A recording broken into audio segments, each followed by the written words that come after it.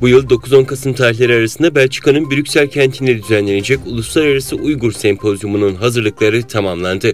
Uluslararası Doğu Türkistan STK'lar Birliği, Dünya Uygur Kongresi ve HESENE kuruluşunun ortak düzenleyeceği Uluslararası Uygur Sempozyumu 9-10 Kasım 2022 tarihleri arasında Belçika'nın başkenti Brüksel'de Avrupa Parlamentosu salonunda gerçekleştirilecek.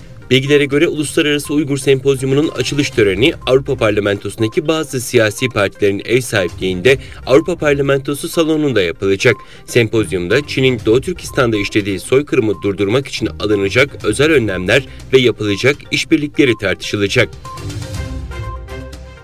Çin Dışişleri Bakanlığı, ABD'nin Pekin Büyükelçisi'nin Temsilciler Meclisi Başkanı Nancy Pelosi'nin ay başında Tayvan'ı ziyaretine dair açıklamalarına tepki gösterdi. Çin Dışişleri Bakanlığı yayımladığı açıklamada Büyükelçinin CNN'e verdiği mülakatta dile getirdiği, Pekin'in ziyarete aşırı tepki gösterdiği, Çin'in Tayvan Boğazı'nda istikrarsızlık aktörü haline geldiği değerlendirmesinin ABD'nin çarpık hegemonya mantığını yansıttığı ifade edildi.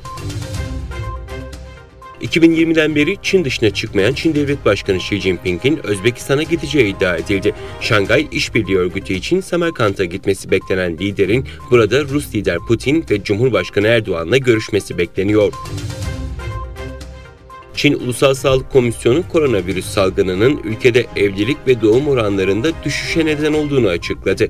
Araştırmacılar Çin hükümetinin salgının kontrol altına alınması için insanların yaşamlarıyla ilgili sıkı kurallar koymasının da çocuk sahibi olma isteğini azaltmış olabileceği yorumunda bulundu. Eski Almanya Başbakanı Angela Merkel'e mülteci krizinin yaşandığı yıllarda çok sayıda mülteciyi kabul ettiği için Birleşmiş Milletler Eğitim, Bilim ve Kültür Örgütü Barış Ödülü'nün verileceği açıklandı. ABD Ulusal Arşivleri, eski ABD Başkanı Donald Trump'ın Florida'daki evinden Ocak ayında kendilerine teslim edilen belgeler arasında en az 700 sayfalık gizli belgenin olduğunu duyurdu. Ulusal Arşivler'den yapılan yazılı açıklamada Trump'ın Florida'daki evinden Ocak 2022'de 15 kutu belgenin kuruma teslim edildiği bildirildi.